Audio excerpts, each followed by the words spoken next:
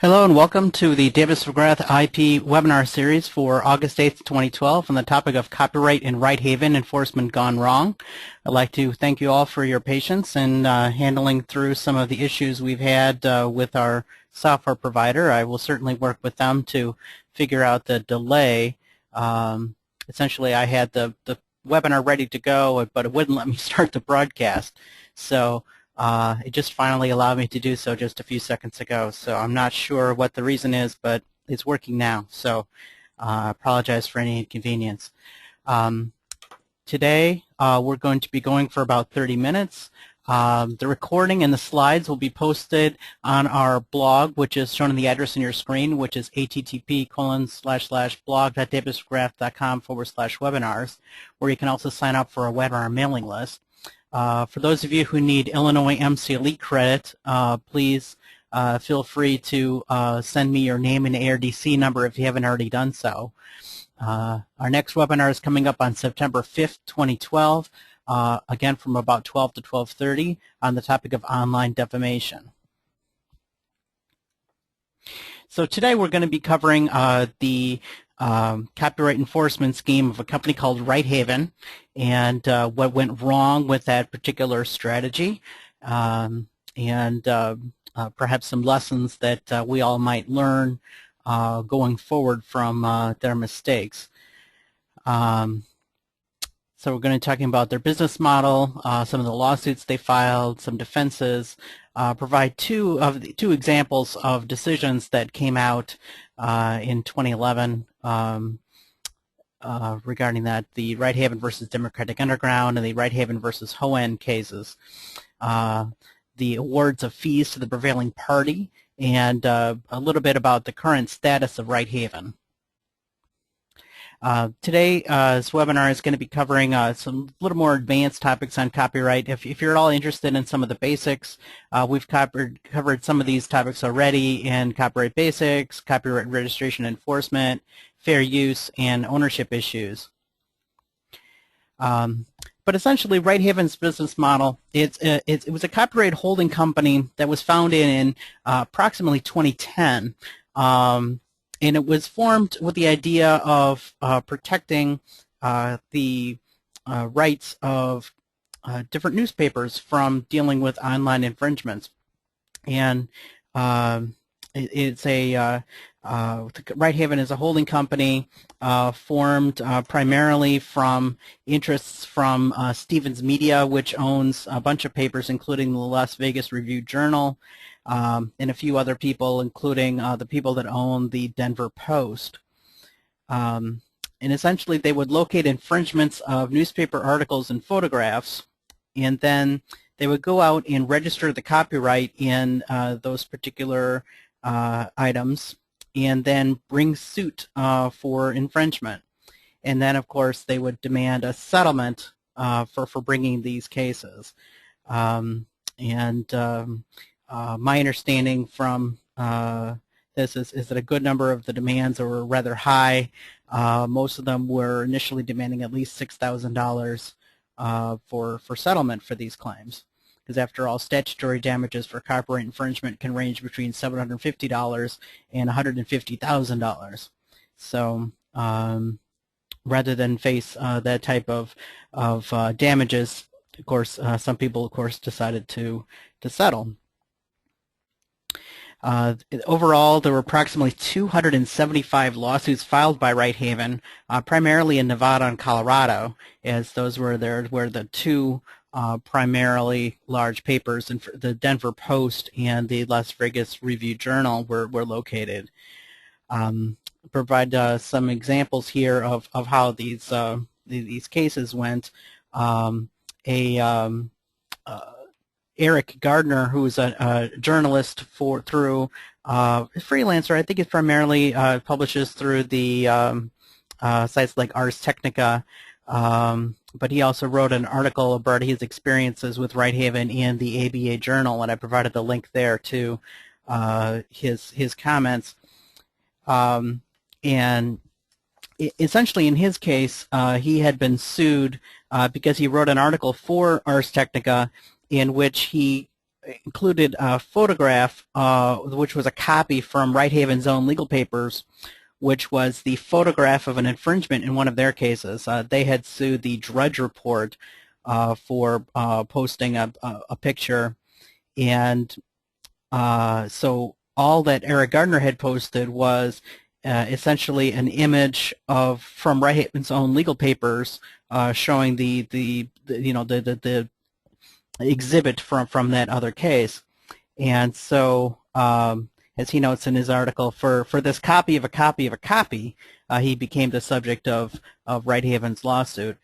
And for his point, what ended up happening is after a few days, sort of the PR storm from suing a prominent blogger provided Righthaven enough notice as to what was going on, and they withdrew that particular lawsuit. But still, Eric Gardner posted that interesting article, sort of explaining his experiences, and it's a really good summary of the whole Righthaven debacle, as it were, which we'll be talking about here further on. Two other ones we're going to be talking about in more detail, but just basically so you know the facts. In the Democratic Underground case, a user had posted a comment to that site which included a portion of a Las Vegas Review-Journal article about Nevada politics. And that summary included a link to the full article and the Las Vegas Review-Journal website. But still, Righthaven sued for the use of that particular portion. And another case which we'll be talking about is the Hoehn case, in which there was an article posted by Hoehn, who is a user and contributor to the site MadJackSports.com. And in November of 2010, he posted a work entitled Public Employee Pensions, We Can't Afford Them, to the site. And he attributed the Las Vegas Review-Journal article as the source. And as the lawsuit notes, he did not post that article for profit. There was no mechanism by which he could have profited from that particular posting. And in fact, he, right around the time the lawsuit was filed, he did remove the article on January 6, 2011. So those are the two ones that we're going to be focusing on in more depth as the case goes through. Primarily, the defenses that were raised in a lot of these cases were fair use and lack of standing on behalf of Righthaven to be bringing these cases in the first place. So we'll be talking about these in a little more detail. Fair use is a defense to infringement. It's if you bring something and somebody brings a case against you and you claim it's a fair use, and the judge or the jury does not agree that it's a fair use, you're still liable for the infringement. And there's a four-factor test that's undergone to determine whether or not something is a fair use. They look at the purpose and character of the use, the nature of the copyrighted work, the amount of substantiality of the portion used, and the effect and use of the market for the copyrighted work. So when you look at the purpose and character of the use, you look at things like, is it a commercial or is it non-commercial? Is it used for commentary or criticism? Does it transform the original into something new? Or is this use, merely incidental to, the overall piece that's done? So, like looking at the Hoehn case, he did bring it for non-commercial purposes. So that's certainly one factor in his favor.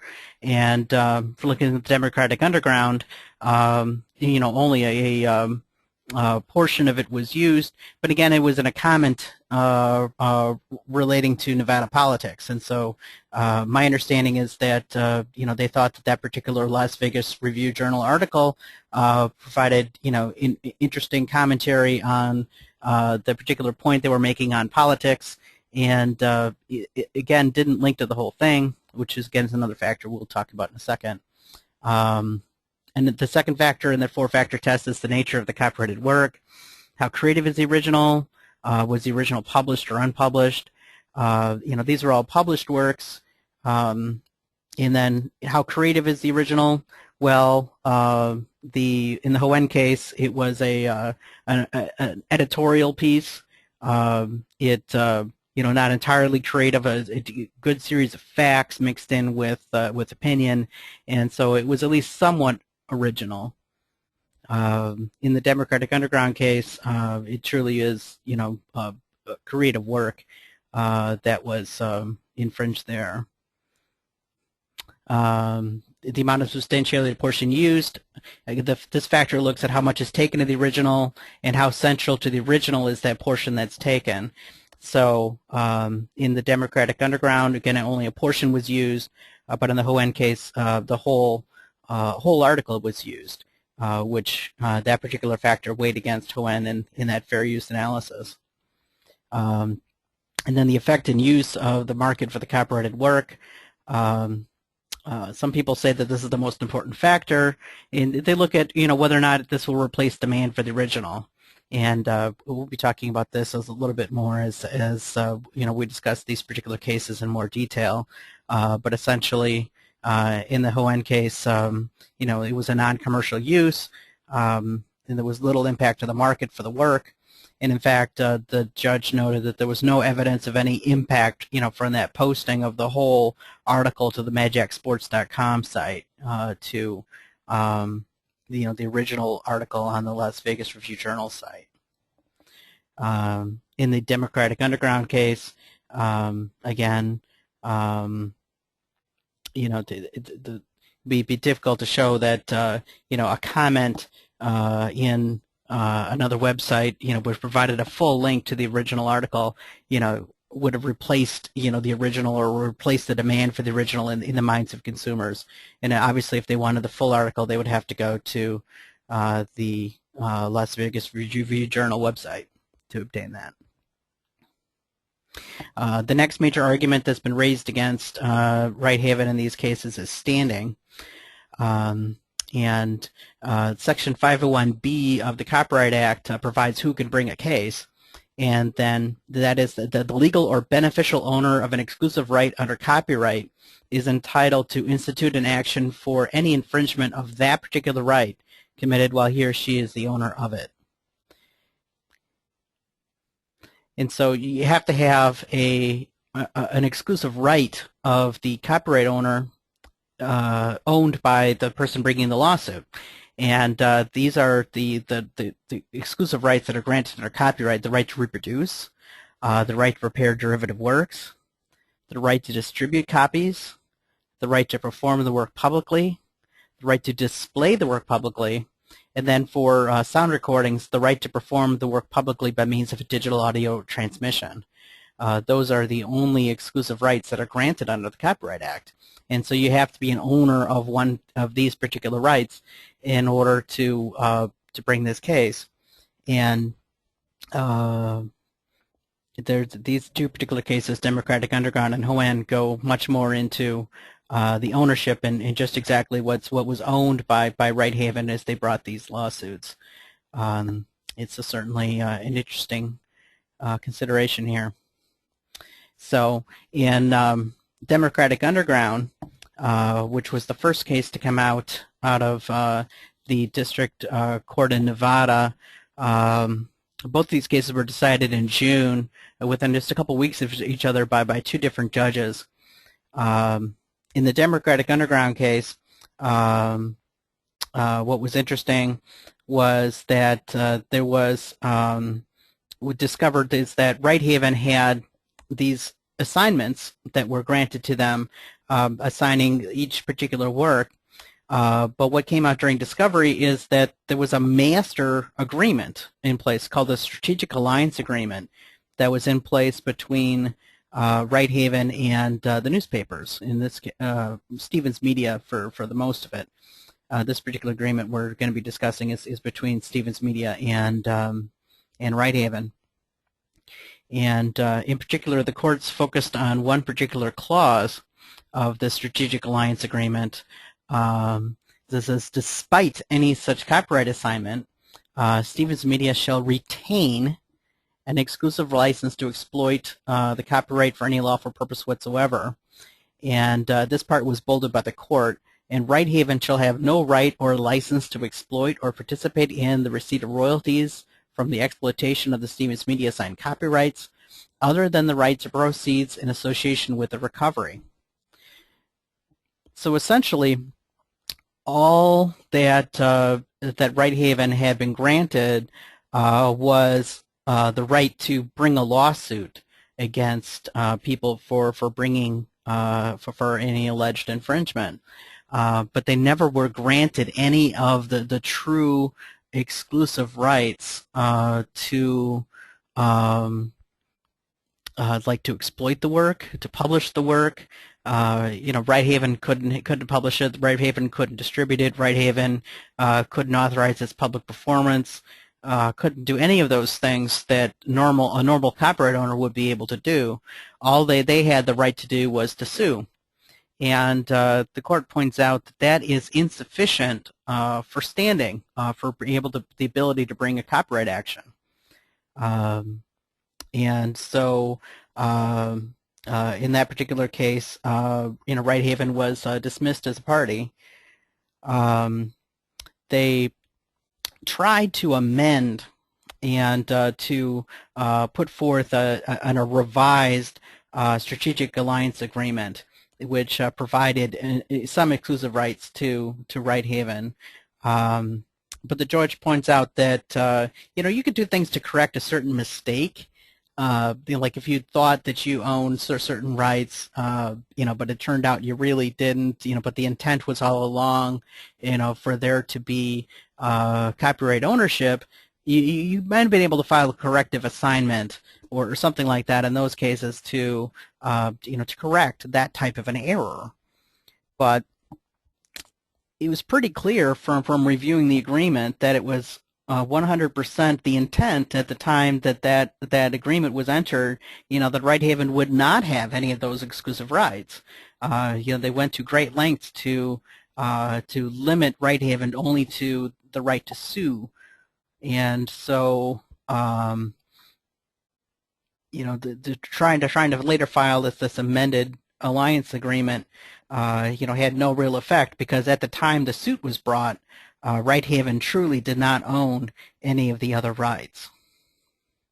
Another interesting point in the case is that it only came out during discovery, this financial interest that Stevens Media had with Righthaven.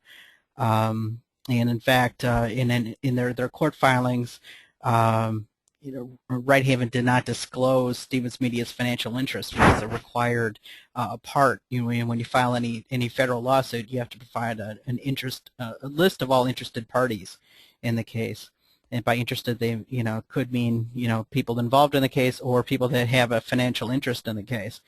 And so at the time of the June 2011 order, they had 2 weeks to show cause why they shouldn't be sanctioned for that particular conduct and in hiding that relationship that Stevens Media had with Righthaven. In the Hoehn case, again, a real similar analysis of the exclusive rights case went on. Once again, the different judge found that Righthaven was not the owner of any of the exclusive rights. And as a result, Righthaven should be dismissed, and also went so far as to grant summary judgment in favor of Hoehn on the issue of fair use. Again, they found it was a non-commercial. It was an editorial work, which wasn't entirely creative, a list of fact and opinion. That admittedly he had posted the entire work, but so that one factor didn't weigh in his favor. But primarily focusing on the last issue, I think once again they found that to be the most important factor, and that there was very little impact to the market for the work, and they couldn't talk about any evidence that showed that posting this article on MadJackSports.com regarding public employee pensions had any impact on Las Vegas Review-Journal's bottom line or other interests in the case. So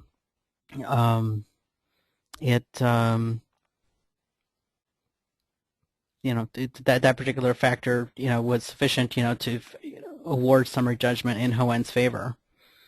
So procedurally, that's what happened.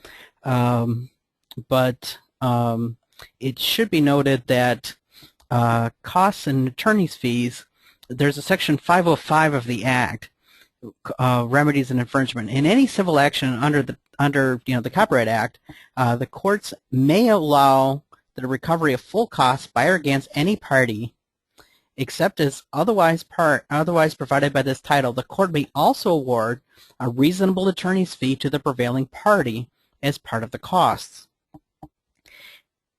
And in this particular case, Democratic Underground was the prevailing party, not Righthaven. And in Hoehn, Hoehn was the prevailing party as well. And so these particular parties were entitled to their attorney's fees. And you may imagine, after filing 275 of these cases, admittedly some of which settled, there were a decent number of them that resulted, after this came out regarding the strategic alliance agreement, not having had the right to bring these cases in the first place. There's a good number of cases, after these decisions came out in June, just simply, awarding judgment to the plaintiff, and then, awarding judgment to the defendant, and allowing the plaintiff then to, the defendant to then bring costs, make a claim for what particular attorney's fees that they brought in the defense of the case. And so some of the awards, there's a case called D-Base, which awarded $120,000. In the Hoehn case, it was $34,000 were awarded. And in fact, as of January 10th, 2012, we know that figure was up to about $63,000 due to some of Hoehn's collection efforts that went on. And there's Righthaven versus Wolf, which is one of the Colorado cases dealing with the Denver Post. An award of about $25,000 was made. And in Leon, again, that's probably the smallest award. It's only about $3,800. But again, that's one of the cases. My understanding was resolved after this particular decision came out. So not much had been done. Or needed to be done at that particular point. A lot of the work in figuring out and determining the true nature of the copyright ownership between Righthaven and Stevens Media, had taken place in these other cases. So, just to give you an idea, that's a lot of money, especially when you add them all up. And these are just only some of the awards. This is certainly by no means a comprehensive list of all the awards that were made against Righthaven, which then the defendants decided to collect. And the company went into receivership. The Righthaven.com domain name is one of the few assets that the company had that could very easily be sold. So the Righthaven.com domain name was auctioned for about $3,300. It's currently owned by a website hosting company in Switzerland, which provides what they say hosting with more backbone to defend against some of these types of cases that might be brought. The copyrights were again up for auction, but since all they really had was the right to sue, they didn't really own the copyrights themselves in any substantive way to proceed with the case. There really weren't very many, if any, takers in this sale of these particular copyrighted assets. The company's in receivership. Every so often you'll read articles about status of an investigation that the Nevada Bar is bringing into its investigation of Righthaven's principles. That they particular some of them were attorneys, and so the Nevada bar has brought its own investigation into determining what it knew and when, and the receiver, my understanding at one point, tried to oust some of them as individual like executive officers and so forth of the company, claiming that that their interests at this point are probably adverse to the company due to their own investigation that's going on against them. So some of the takeaways from this particular, what I'd say, enforcement gone wrong. Be very careful to, confirm ownership of rights, before you bring a case for copyright infringement, and you don't want to get in this situation of bringing, these types of things and not having found later not to even have standing to even bring the case. Admittedly, a situation like this doesn't happen very often, but when you've got a situation like Righthaven, which was a copyright holding company, it sort of behooves you to look more carefully to see just what exactly do they hold. The second point of this, I would say, is it really points out that the need to investigate potential fair use claims before filing suit. It's truly the ones with large damage awards are ones where fair use and then a fair use analysis should have been undertaken before the lawsuit was brought, people at least should have been severely cautioned before bringing such a case if there was even a colorable claim for fair use. Then the third takeaway is to be prepared to compensate defendants if you lose. To be prepared, to cover, reasonable litigation costs. My understanding is that Righthaven was funding itself pretty much totally from proceeds from settlements, and so it didn't really have much in the way of assets or, cash on hand to be able to, pay out in the case of when they were wrong about some of the, like the fair use analysis and so forth. This might be a good point just to talk in general about, some people would call Righthaven what's called a copyright troll, in that, they're using copyright law to, bring these cases and sort of extract settlements out of people. And my personal take on copyright trolls is that the proof is in the pudding. You really have to look at just what exactly the litigation strategy is before you brand somebody a troll merely for bringing a copyright case. Many times, there has been infringement, and it's just a matter of trying to figure out what's the proper measure of damages. And copyright law is one of the few remedies that are available, for bringing these types of cases. And so you really can't fault people for having the right to sue and taking advantage of being able to do that, to bring to defend their rights. You really can't fault people for trying to defend the rights that they have. I think the true trolls, if anyone should be branded, would be the ones where it seems like the sole purpose is to extract as many settlements as possible without actually litigating these cases.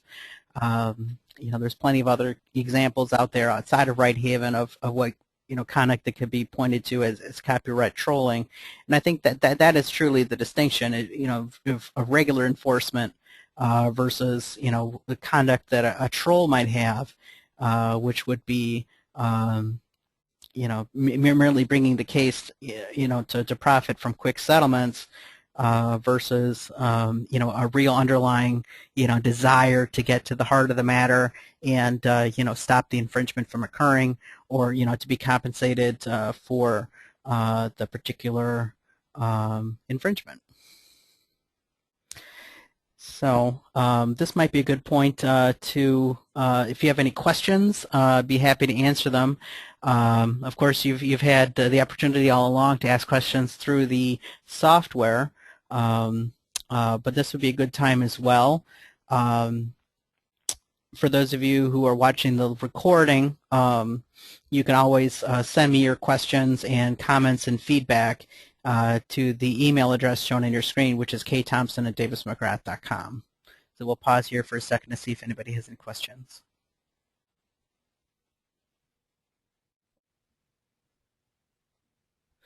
Well, it doesn't look like anybody has any questions at this particular point. I'd like to thank you, everyone, for attending and for sticking through some of the technical issues we had in getting the presentation started. Our next webinar is coming up on September 5, 2012 on the topic of online defamation. And this recording and all of our other recordings are shown in the address on your screen, which is blog.davismcgrath.com/webinars. Again, for those of you needing Illinois MCLE credit for either viewing the recording or for the live presentation, if you haven't already done so, please provide me with your name and ARDC number. And I'd like to thank you all for attending. Have a great day.